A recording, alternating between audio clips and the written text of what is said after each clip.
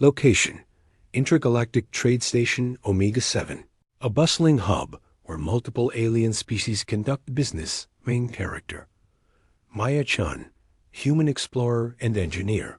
Mid-20s, carrying only a small, worn backpack supporting characters. Captain: Rex, gruff human cargo hauler Vex. Tall, blue-skinned alien trader with 4 arms Crow. Massive. Rock-like alien warrior station manager Quo. Insectoid alien administrator plot. Outline: the story opens with Maya standing in line at the departure gate for the exploration vessel Star Seeker. She carries only a tiny, beat-up backpack that looks like it could barely hold a day's worth of supplies. The mission: establish a research outpost on the newly discovered planet Kepler-442c.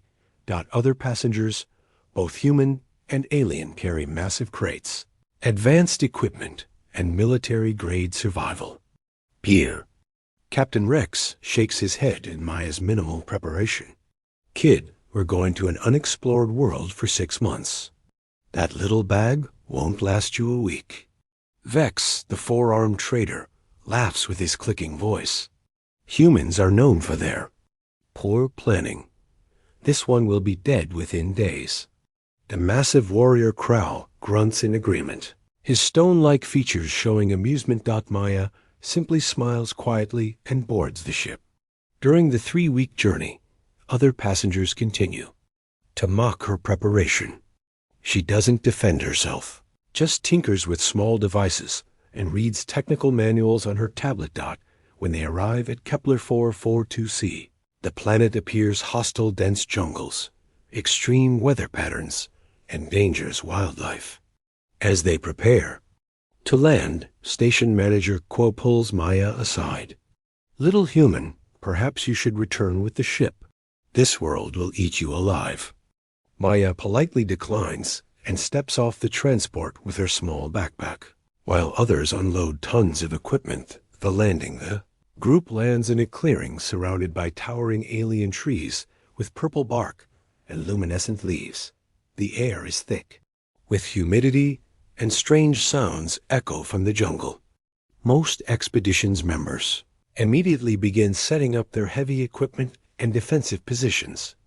Captain Rex establishes a perimeter with plasma barriers. Vex assembles his trade goods and communication array. Crow unpacks his weapons cache and armor systems. Meanwhile, Maya simply walks to a nearby tree and presses her hand against her small backpack. The other expedition members watch with growing confusion as Maya seems completely unprepared for the harsh environment. The first night, violent storms lash the camp. Most take shelter in their heavy-duty shelters, while Maya sits calmly under a tree, seemingly unprotected. She'll be hypothermic by morning, Captain Rex mutters, watching rain pour down on the small human. But when dawn breaks, Maya is perfectly dry and comfortable. The others notice she never seems to eat their rations, never asks for spare equipment, and never appears tired despite doing her share of the exploration work. Strange incidents begin occurring. When Vex's water purification system fails, Maya produces clean water from seemingly nowhere. When Kral's scanner breaks, Maya somehow has a replacement ready. Each time she reaches for her tiny backpack, but it never looks any different. Alien wildlife proves aggressive. Massive predators with crystalline claws attack the camp. While others struggle with their heavy weapons, Maya moves with surprising efficiency, though no one sees exactly what weapons she uses. The creatures retreat, apparently deterred by some invisible force around her. How is she doing this? Quo whispers to the others, his compound eyes fixed on the small human who seems to have resources far beyond what her backpack could possibly contain. Growing suspicion and revelation. 2 months into the mission, the expedition faces serious challenges. Supply drops are delayed due to stellar storms. Equipment failures plague the team. Food runs low, and tensions rise between species as survival instincts kick in. Throughout these hardships, Maya continues to thrive. She never asks for help, never appears stressed, can somehow always has what's needed. When the communication array fails completely, stranding them on the planet, others panic while Maya remains calm. Captain Rex confronts her directly. "What's your game, kid? That backpack is impossible. It's basic physics. You can't have unlimited supplies in a container that small." Maya finally speaks more than a few words. "Human engineering has come a long way, Captain. We've learned to think ... differently about space and storage." That night, during her watch, Vex tries to sneak a look inside Maya's backpack. As his 4 hands reach for it, the pack suddenly feels impossibly heavy, then weightless, then seems to shift dimensions entirely. His hands pass through it like it's made of light, then it becomes solid again. What kind of technology is this? Vex demands. Maya's eyes twinkle with something ancient and knowing. The kind that your species haven't discovered yet. Humans have. A talent for ... adaptation. The next morning, hostile weather systems converge on their location. Hurricane-force winds and acidic rain threaten to destroy everything they've built. While others struggle to secure their equipment, Maya walks to the center of the camp. She kneels, places both hands on her backpack, and whispers something in a language none of them recognize. The pack begins to hum with energy, and a faint shimmer spreads outward from where she kneels. The backpack's true nature as the deadly storm intensifies. Maya's backpack begins to transform.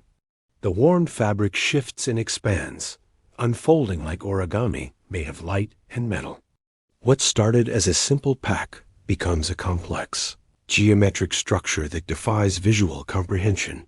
The shimmer from Part 3 expands into a protective dome covering the entire expedition camp. The acidic rain hits the barrier and slides harmlessly. Away, hurricane winds part around the invisible shield like water around a stone. "Impossible," breathes Crow, his rocky features showing genuine awe. "No technology can create matter from nothing." Maya stands at the center of the transformation, her hands still connected to what was once her backpack. "It's not creating matter, Crow. It's accessing it from ... elsewhere." The backpack continues to unfold, revealing itself as some kind of dimensional anchor.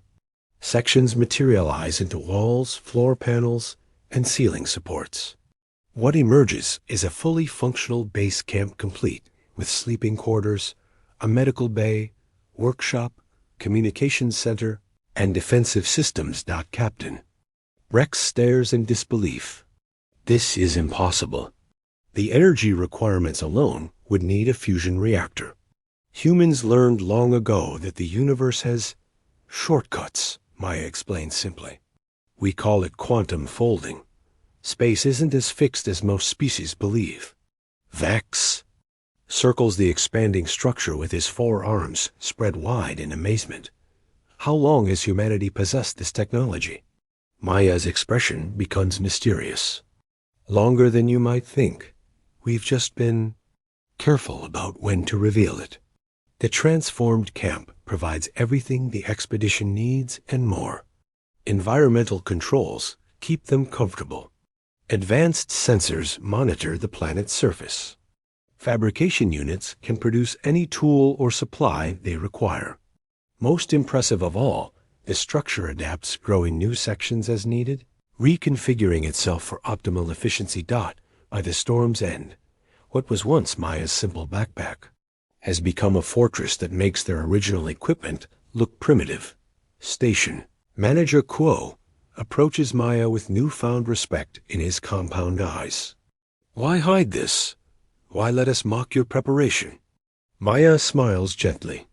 "Because, Quo, humanity has learned that showing our true capabilities too early often frightens people. We prefer to be underestimated until the moment we're truly needed." Full revelation and new understanding as the expedition settles into their miraculous new base. Maya finally explains the truth about humanity's hidden advancement. The camp's central hub becomes a meeting place where she gathers all the expedition members. The backpack isn't just technology, Maya begins, her voice carrying a weight of ancient knowledge. It's a gateway. Humanity discovered quantum folding 3 centuries ago, but we learned from watching other species that showing advanced technology too quickly leads to fear, war, or exploitation. She gestures to the walls around them, which shimmer with impossible geometries. Every human explorer carries one of these. We appear primitive and unprepared because that's what keeps the galaxy stable. If other species knew what we could really do, Captain Rex leans forward. They'd either try to steal it or destroy us first. Exactly. Maya nods. So we play the role of the struggling, barely competent species. We let others feel superior while we quietly help when truly needed. Kral's massive form shifts uncomfortably. How many humans are really out there with this technology? Maya's smile becomes enigmatic. More than you'd believe, fewer than you'd fear. We're explorers, not conquerors. This technology exists to help, not dominate. The revelation reframes everything they've witnessed. Maya's calm confidence wasn't luck or coincidence. She was never in danger because humanity had already solved the problems of survival in hostile environments. The small backpack wasn't inadequate preparation. It was the most advanced survival system in known space. Vex approaches with his 4 hands spread in a gesture of respect. What happens now? Do you report back that we know? That's up to you. Maya replies. Humanity trusts species that prove themselves trustworthy. You've all shown courage, cooperation, and integrity during our time here. You've earned the right to know. Over the following weeks, as they complete their research mission, the team develops a new understanding of humanity's place in the galaxy. They realize that humans haven't been lucky survivors or plucky underdogs. They've been secret guardians, quietly preventing disasters and helping struggling expeditions throughout known space. When the rescue ship arrives, the other expedition, members face a choice. They can report what they've learned, potentially destabilizing galactic politics, or they can keep humanity's secret and become part of a larger understanding. As they pack to leave, Maya's incredible base begins folding back into her simple backpack. The transformation is just as amazing in reverse walls, and systems compress into impossible angles until only the worn, innocent-looking pack remains. Will we see more of this technology? Quo asks. Maya shoulders her backpack with a knowing smile. You'll see exactly as much as you need to, exactly when you need to see it. That's the human way.